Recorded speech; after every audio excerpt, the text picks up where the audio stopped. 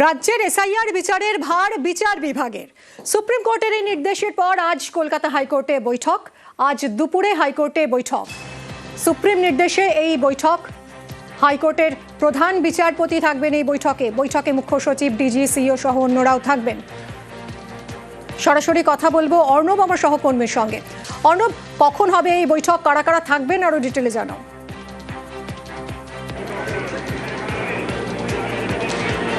দেখো, দ্বিতীয়ার্ধে বৈঠক হবে এটা সুনিশ্চিত হয়েছে, কারণ জিএসটি ট্রাইব্যুনাল আমাদের রাজ্যে তৈরি হবে এবং তার জন্যই একটা ইন্টারভিউ প্রক্রিয়া চলছে, যেখানে প্রধান বিচারপতি, রাজ্যের মুখ্য সচিব, অর্থ সচিব, স্বরাষ্ট্র সচিবরা রয়েছেন এবং সেই প্রক্রিয়াটা চলছে, আরও কিছুটা সময় লাগবে এবং সেই প্রক্রিয়া শেষ করার পরই দ্বিতীয়ার্ধে বৈঠক হবে। এবং সেই বৈঠকের দিকেই কিন্তু তাকিয়ে রয়েছে এ রাজ্যের মানুষ, মূলত যারা লজিক্যাল ডিসক্রিপেন্সি এবং একই সঙ্গে আনম্যাপড ক্যাটাগরির, যাদের কমিশনের তালিকায় যাদের গণ্ডগোল রয়েছে, গাফিলতি রয়েছে, তাদের নাম ভোটার লিস্ট উঠবে কিনা জানি না, সংশয় রয়েছে। আর একই সঙ্গে এই বৈঠকের দিকে তাকিয়ে রয়েছে সারা দেশের, বিশেষ করে যে 12 রাজ্যে এসআইআর হচ্ছে সেই 12 রাজ্যও। গতকাল সুপ্রিম কোর্টের ঐতিহাসিক নির্দেশ, সেই নির্দেশের পর এই বৈঠক থেকেই কার্যত কার্য পদ্ধতিটা ঠিক হবে, যে বিভিন্ন জেলা জুড়ে আমরা জানি প্রায় 1.5 কোটির কাছাকাছি সব মিলিয়ে হিয়ারিংয়ের নোটিশ যায়। তার মধ্যে কতটা এই মুহূর্তে বাকি রয়েছে, কতটা কাজ জুডিশিয়াল অফিসারদের জন্য থাকবে।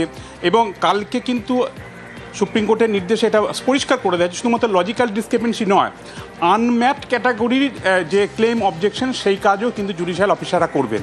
এবং এক্ষেত্রে জেলা ভিত্তিক যে জুডিশিয়ারির কাজ, সেটা ইমার্জেন্সি একটা সিচুয়েশন, এই ইমার্জেন্সি জরুরি মামলা ছাড়া অন্য কোনো মামলা এই মুহূর্তে শুনানি হবে না, অন্তত আগামী 7 থেকে 10 দিন। এটা সুপ্রিম কোর্টের নির্দেশের মধ্যেই স্পষ্ট করে দেওয়া হয়েছে।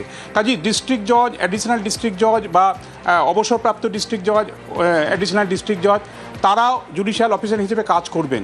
কিভাবে কাজ করবেন?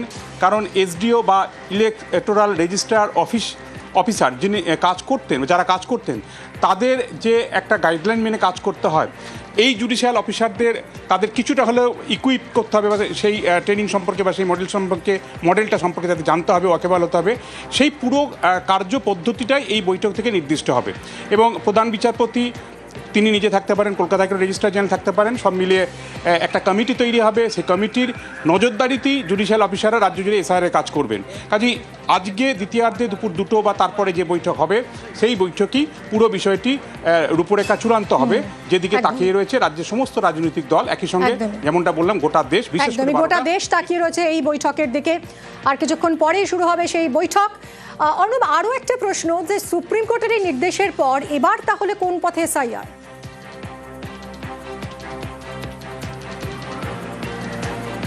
দেখো, সুপ্রিম কোর্টে গতকালকের যে রায়, ঐতিহাসিক রায়ের পাশাপাশি এটাও ঠিক, এক বাঙালি আমলা আইসিএস অফিসার সুকুমার সেন, তার হাত ধরে সারা দেশ নির্বাচনকে চিনেছিল। অর্থাৎ আমাদের দেশের প্রথম মুখ্য নির্বাচন কমিশনার বা নির্বাচন কমিশনার যিনি ছিলেন, সেই সুকুমার সেন। সেই বাঙালির দেখানো স্বপ্ন বা বাঙালির দেখানো ভোট পদ্ধতি আজকে মুখ থুবড়ে পড়েছে। এসআইআরের নামে পশ্চিমবঙ্গে যা পরিস্থিতি উদ্ভূত হয়েছে, সেটা এক্সট্রা অর্ডিনারি সিচুয়েশন বলছে কে? দেশের শীর্ষ আদালত। এই অবস্থায় জুডিশিয়ারির এই প্রক্রিয়াতে ঢোকাটা নিষেধ, কনস্টিটিউশনাল বার, সাংবিধানিক একটা নিষেধাজ্ঞা রয়েছে। সেই জায়গায় সুপ্রিম কোর্টকে হস্তক্ষেপ করতে হচ্ছে। শুধু তাই নয়, কার্যত জুডিশিয়াল অফিসাররাই এই মুহূর্তে এই এসআইআরের ত্রাতা। এই জায়গাটা অত্যন্ত গুরুত্বপূর্ণ, কারণ গোটা দেশে এটা নজির যেমন হয়ে থাকছে, আগামী দিনে ইতিহাসের পাতাতেও ঢুকে পড়ছে পশ্চিমবঙ্গের এসআইআর। এবং একই সঙ্গে জুডিশিয়াল অফিসাররা শেষমেশ ইলেকশন কমিশনের যেটা কাজ, সেই এসআইআর সম্পূর্ণ করবে ইলেকশন কমিশন, এবং একই সঙ্গে রাজ্য সরকারের লজিস্টিক সাপোর্ট বা রাজ্য সরকারের অফিসারদের সঙ্গে একযোগে নিয়ে। অর্থাৎ এতদিন কাজ করছিল দুটো কনস্টিটিউশনাল বডি, একদিকে রাজ্য সরকার, একদিকে ভারতের নির্বাচন কমিশন। কিন্তু গতকালকে রায়ের পর সেটা হয়ে গেল 3টে বডি। অর্থাৎ একই সঙ্গে পশ্চিমবঙ্গের জুডিশিয়ারির প্রধান বিচারপতি, তারাও কিন্তু এখানের মধ্যে প্রবেশ করলেন। অর্থাৎ 3টে কনস্টিটিউশনাল বডি একযোগে কাজ করে, বিশেষ করে জুডিশিয়াল অফিসাররা এই এসআইআর প্রক্রিয়া সম্পূর্ণ করবে, যা গোটা দেশের নজির সৃষ্টি করবে, তা বলার অপেক্ষা রাখে না। এবং এই কাজটা মূলত নির্দিষ্ট করে দেওয়া হয়েছে গতকাল সুপ্রিম কোর্ট।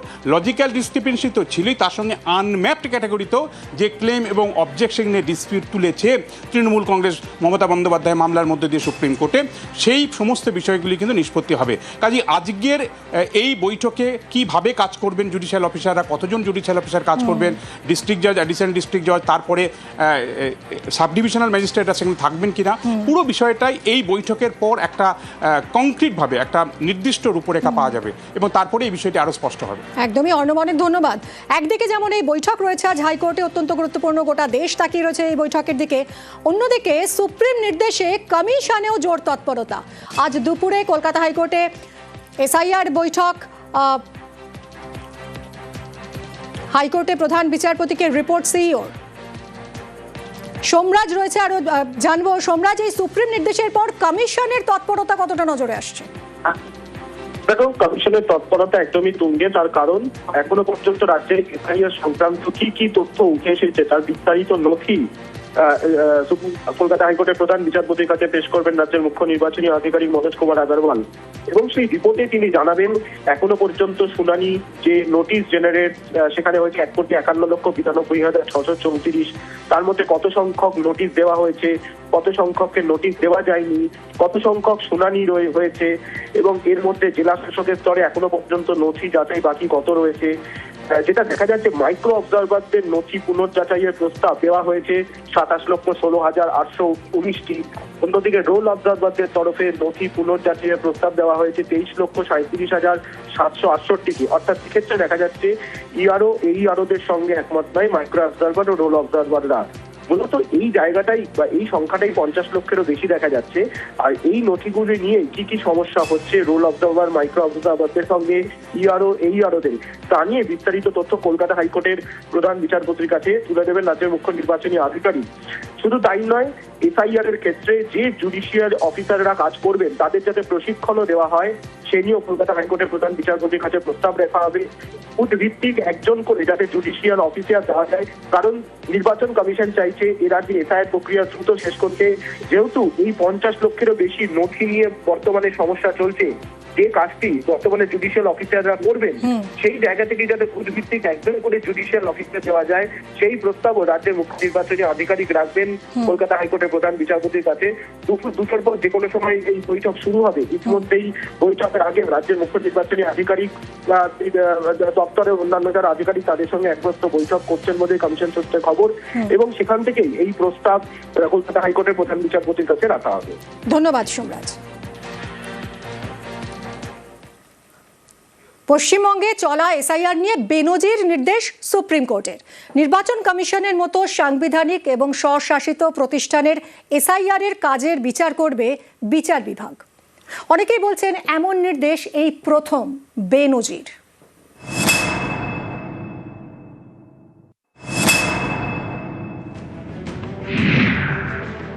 পশ্চিমবঙ্গে জুডিশিয়াল অফিসাররা যুক্তিগ্রাহ্য তথ্য বিভ্রাটের নথি সহ আনুষঙ্গিক সমস্যা যাচাই করবেন। জুডিশিয়াল অফিসারদের সিদ্ধান্তই হবে চূড়ান্ত। জুডিশিয়াল অফিসাররা যে নির্দেশ দেবেন সেটা সুপ্রিম কোর্টের নির্দেশ বলে মনে করতে হবে। মমতা বন্দ্যোপাধ্যায়ের করা মামলায় শুক্রবার এমনই নির্দেশ দিয়েছে সুপ্রিম কোর্ট। এদিন শুনানিতে কমিশনের আইনজীবী বলেন, নির্বাচন কমিশনের কাজে বাধা দেওয়া হচ্ছে। অন্য রাজ্যে নাম বাদ দেওয়ার রেট অনেক বেশি, তারপরেও কোনো আপত্তি আসেনি। তামিলনাড়ুর ক্ষেত্রে 18%, পশ্চিমবঙ্গের ক্ষেত্রে 7.6% একটু বেশি। প্রধান বিচারপতি মন্তব্য করেন, তাহলে এত শোরগোল কেন? এরপরেই তার পর্যবেক্ষণ, সাংবিধানিক দুই প্রতিষ্ঠান বিশ্বাসহীনতা দেখাচ্ছে, ফলে ক্লেম এবং অবজেকশনের প্রক্রিয়া থমকে যাচ্ছে। যাদের কাছে নোটিশ গিয়েছে তাদের আপত্তি এবং আবেদনকে খতিয়ে দেখার প্রয়োজনীয়তা রয়েছে। রাজ্যের তরফে দেওয়া আধিকারিকদের র্যাঙ্ক নিয়েও ডিসপিউট রয়েছে। দুর্ভাগ্যজনকভাবে দোষারোপ এবং পাল্টা দোষারোপের খেলা চলছে। রাজ্যের পরিস্থিতি এখন এক্সট্রা অর্ডিনারি। এরপরে সুপ্রিম কোর্টের প্রধান বিচারপতি নির্দেশ দেয়, পশ্চিমবঙ্গে এসআইআর এর কাজে জুডিশিয়াল অফিসার নিয়োগ করতে হবে। কলকাতা হাইকোর্টের প্রধান বিচারপতি নিয়োগ করবেন। জুডিশিয়াল অফিসাররাই যুক্তিগ্রাহ্য তথ্য বিভ্রাটের নথি সহ আনুষঙ্গিক সমস্যা যাচাই করবেন। তাদের সিদ্ধান্তই হবে চূড়ান্ত। জুডিশিয়াল অফিসারদের সহযোগিতা করবেন ডিইও এবং জেলা পুলিশ সুপাররা। অনেকের মতে কমিশনের কাজের একটা অংশ খতিয়ে দেখবে বিচার বিভাগ। এই নির্দেশ দেওয়া মানে প্রাথমিকভাবে খুঁত খুঁজে পেয়েছে সুপ্রিম কোর্ট। অনেকে এটাও বলছেন, নির্বাচন কমিশন সাংবিধানিক এবং স্বশাসিত প্রতিষ্ঠান, সেই কমিশনের কাজ বিচার বিভাগকে খতিয়ে দেখতে বলা হয়েছে। সুপ্রিম কোর্টের এই নির্দেশ বেনজির। ভারতবর্ষের ইলেকটোরাল রিফর্মসের আজকে ইতিহাস তৈরি হলো। এই যে চিফ ইলেকশন কমিশনার ভাবতো তিনি ছাড়া কিছু হবে না, আজকে তা শেষ। আজকে সুপ্রিম কোর্ট বলল যা অবজেকশন আছে, chief justice of Calcutta high court তিনি জুডিশিয়াল অফিসার্স অ্যাপয়েন্ট করবেন।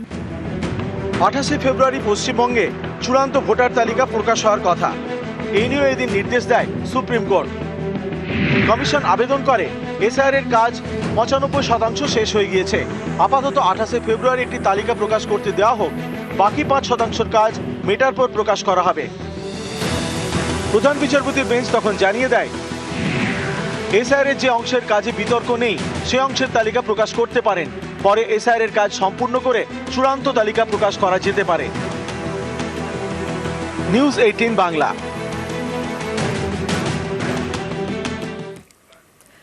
মমতা বন্দ্যোপাধ্যায়ের সওয়ালে সুপ্রিম কোর্টের মান্যতা। রাজ্যে এসআইআর এর কাজে জুডিশিয়াল অফিসার নিয়োগের বেনজির নির্দেশ শীর্ষ আদালতের। জুডিশিয়াল অফিসারদের সিদ্ধান্তই হবে চূড়ান্ত।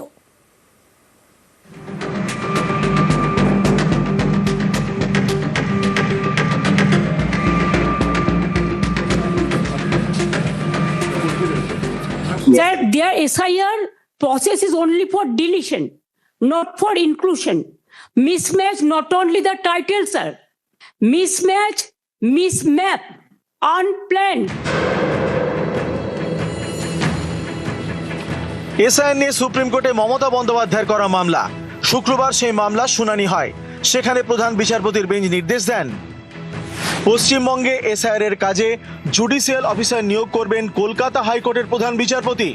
জুডিশিয়াল অফিসাররাই যুক্তিগ্রাহ্য তথ্য বিভ্রাটের নথি সহ আনুষঙ্গিক সমস্যা যাচাই করবেন। জুডিশিয়াল অফিসারদের সিদ্ধান্তই হবে চূড়ান্ত।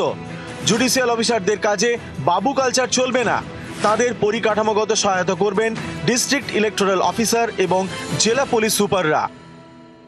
ভারতবর্ষের ইলেকটোরাল রিফর্মসের আজকে ইতিহাস তৈরি হলো।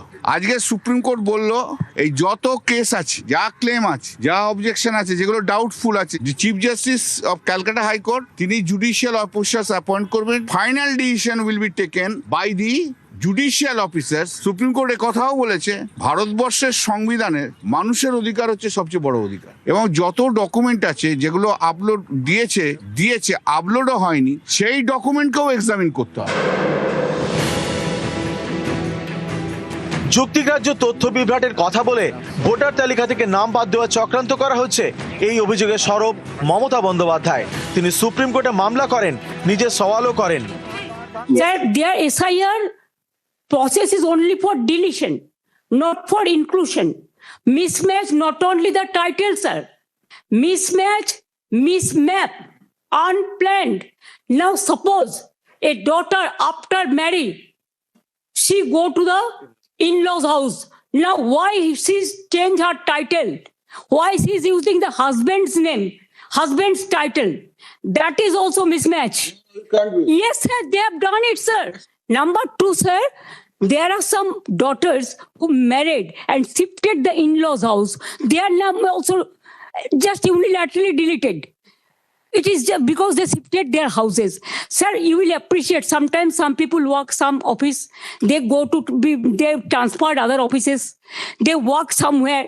Sometimes the poor people, they purchase the flats, they shifted their addresses, but they are the genuine people are staying there. But because of the name of logical discrepancy, now they change the name. No, instead of logical discrepancy, when you gave order, sir, they violated, and they say it is the discrepancy mapping. গত 9 ফেব্রুয়ারি supreme court নির্দেশ দেয় রাজ্যকে ৮৫০৫ জন অফিসারের তালিকা দিতে হবে। রাজ্যের অফিসাররাই micro observer হিসেবে কাজ করবেন। মাইক্রো অবজারভাররা কোনো সিদ্ধান্ত নিতে পারবেন না। ইআরও এবং এইআরওদের কাজে তারা শুধু সাহায্য করবেন। শুনানিতে চূড়ান্ত সিদ্ধান্ত নেবেন ইআরও এবং এইআরও। মাইক্রো অবজারভার নিয়ে মমতা বন্দ্যোপাধ্যায়ের আপত্তিতে মান্যতা দেয় সুপ্রিম কোর্ট। এবার যুক্তিগ্রাহ্য তথ্য বিভ্রাট নিয়েও মমতার সওয়ালে সুপ্রিম মান্যতা। জুডিশিয়াল অফিসার নিয়োগ করার নির্দেশ শীর্ষ আদালতের। মমতা বন্দ্যোপাধ্যায় যে কথা বলেছে, অভিষেক বলেছে, আমরাও চেষ্টা করেছি, সবাইকার মান্যতা পেয়েছে। নিউজ 18 বাংলা।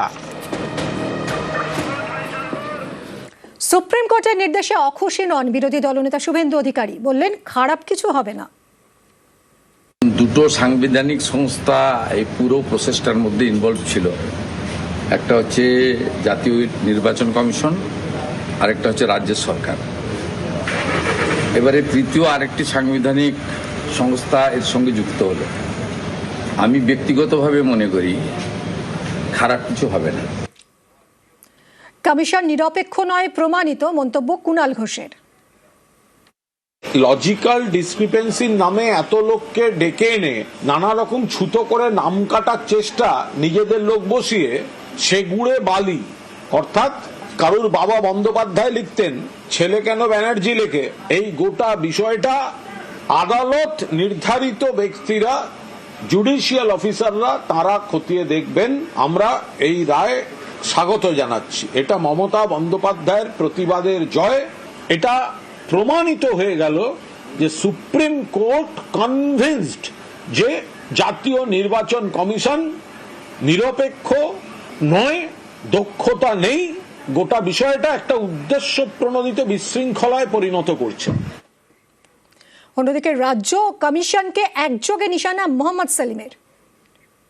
কতটা অপদার্থ সরকার হলে, কেন্দ্র হোক বা রাজ্য হোক, কতটা অপদার্থ ইসিআই এবং সিও হলে বলা হচ্ছে জুডিশিয়াল অফিসিয়ালসকে এঙ্গেজ করা হবে। সুপ্রিম কোর্ট বলছে ট্রাস্ট ডেফিসিট, মানুষের ভরসা উঠে যাচ্ছে। এই যে জুডিশিয়াল ইন্টারভেনশন, কজটা কি? রাজ্য সরকার তার ব্যর্থতা মেনে নি, সিও দপ্তর তার ব্যর্থতা মেনে নি, ইসিআই তার ব্যর্থতা মেনে নি। এমনিতে বললো এটা রুটিন কাজ, রেগুলার কাজ, আগেও হয়েছে এখনো হচ্ছে, কিন্তু সেটা করতে গিয়ে কিরকম পদে পদে আমি একদিকে ট্রমা, অন্যদিকে হোঁচট। সময় পিছোতে গিয়ে রাজ্য সরকারের মেয়াদি না ফুরিয়ে যায়, প্রতিক্রিয়া অধীর চৌধুরীর। নির্দিষ্ট সময়ের মধ্যে ভোট করতে হবে, ভোট করার আগে প্রচারের সময় দিতে হবে, তার আগে ভোটার তালিকা প্রকাশ করতে হবে।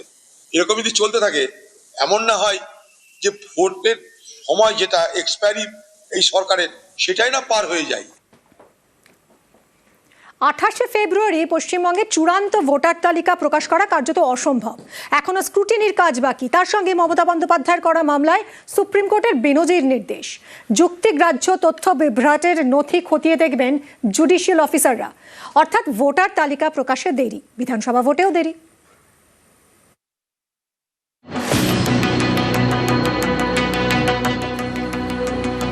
ফেব্রুয়ারি পশ্চিমবঙ্গে চূড়ান্ত ভোটার তালিকা প্রকাশ হওয়ার কথা থাকলেও তা কার্যত অসম্ভব। এর কারণ একাধিক।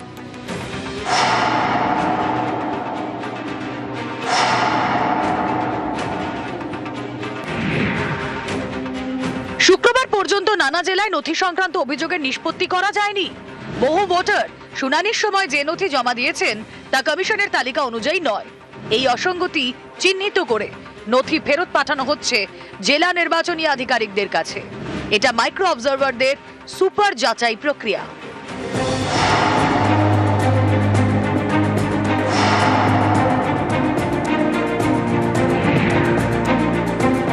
নথি যাচাই করার পরেও প্রায় 5 লক্ষ ভোটারকে নিয়ে চূড়ান্ত সিদ্ধান্ত নিতে পারেননি জেলা শাসকরা। প্রায় 25 লক্ষের বেশি ভোটারের নথি যাচাই করে চূড়ান্ত সিদ্ধান্ত জানাননি ইআরও এবং এইআরওরা।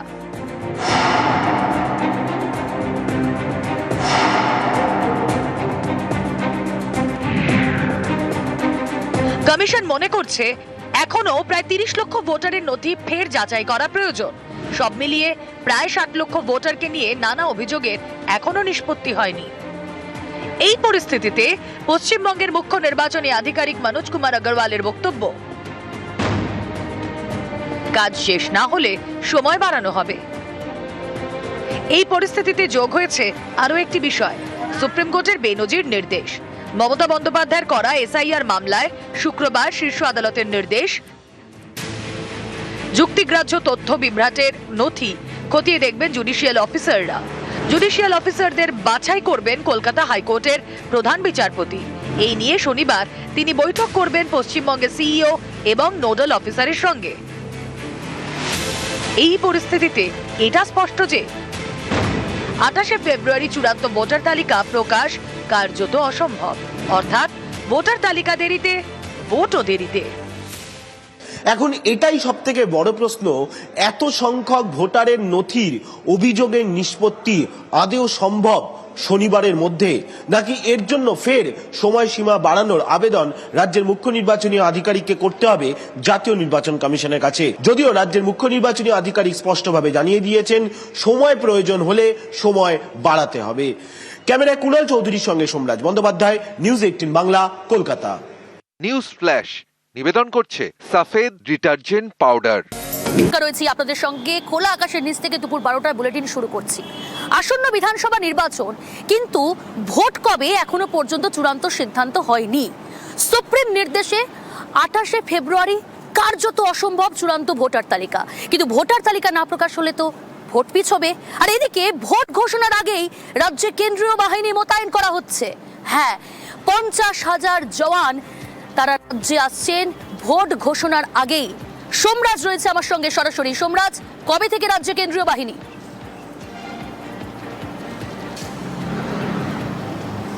দেখো, ইতিমধ্যে রাজ্যের মুখ্য সচিব, রাজ্যের স্বরাষ্ট্র সচিব, রাজ্য পুলিশের ডিজিকে চিঠি পাঠিয়ে জানিয়ে দেওয়া হয়েছে যে আগামী 1 মার্চ প্রথম পর্যায়ে 240 কোম্পানি কেন্দ্রীয় বাহিনী মোতায়েন করা হচ্ছে এবং তারপর দ্বিতীয় পর্যায়ে 10ই মার্চ আরও 240 কোম্পানি কেন্দ্রীয় বাহিনী মোতায়েন করা হচ্ছে।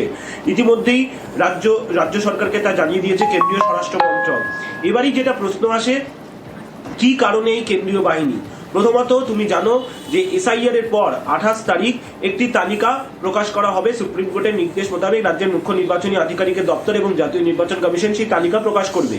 তারপর রাজ্যের বিধানসভার নির্ঘণ্ট ঘোষণা করা হতে পারে, তেমনটাই সম্ভাবনা এখনো রয়েছে। ফলত এই এসআইআর এর তালিকা প্রকাশ এবং তারপরে রাজ্যের বিধানসভার নির্ঘণ্ট প্রকাশ, এই সময়সীমার মধ্যে আইন শৃঙ্খলা পরিস্থিতি নিয়ে সমস্যা তৈরি হতে পারে বলে আশঙ্কা প্রকাশ করছে নির্বাচন কমিশন।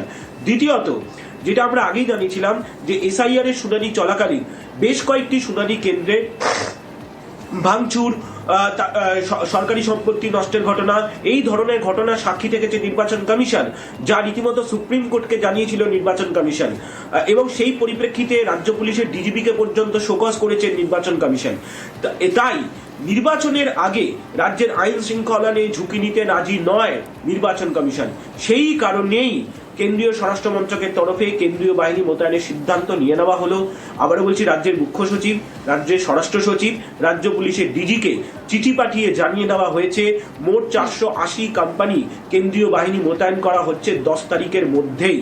এই 480 কোম্পানি কেন্দ্রীয় বাহিনী কিভাবে কাজ করবে, কোন কোন জেলায় কত পরিমাণ বাহিনী মোতায়েন হবে, সেটা নির্বাচন কমিশন, রাজ্যের মুখ্য নির্বাচনী আধিকারিক এবং রাজ্য পুলিশের ডিজিপির সঙ্গে আলোচনা করে পরবর্তী ক্ষেত্রে সিদ্ধান্ত নেওয়া হবে। সোমরাজ, একই সঙ্গে জানতে চাইবো, ভোট ঘোষণার আগে বাহিনী মোতায়েনের নজির কি আছে?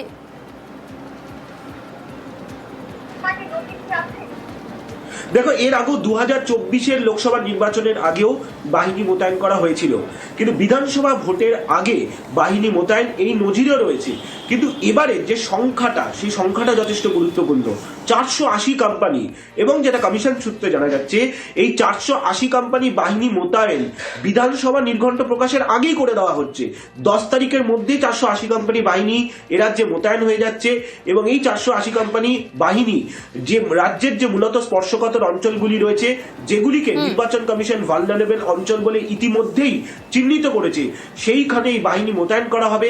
তারা ভোটারদের কনফিডেন্স বাড়ানো, পাশাপাশি এরিয়া ডমিনেশন এবং ইভিএম এর নিরাপত্তা, এই 3টি কাজ তারা করবেন। কিন্তু ভোটারদের কনফিডেন্স ও এরিয়া ডমিনেশন, এই কাজগুলি তারা করবেন মূলত রাজ্যের যে স্পর্শকাতর অঞ্চলগুলি রয়েছে, যেগুলি ইতিমধ্যেই জাতীয় নির্বাচন কমিশন চিহ্নিত করেছে কেন্দ্রীয় স্বরাষ্ট্র মন্ত্রকের সঙ্গে আলোচনা করে, যে জায়গাগুলিকে তারা মনে করছে যে ভোটের সময় বা তার আগে অশান্তি তৈরি হতে পারে, আইন শৃঙ্খলা পরিস্থিতি নিয়ে প্রশ্ন তৈরি হতে পারে, সেই জায়গাগুলিতেই এই বাহিনী মোতায়েন করার সিদ্ধান্ত নেওয়া হয়েছে।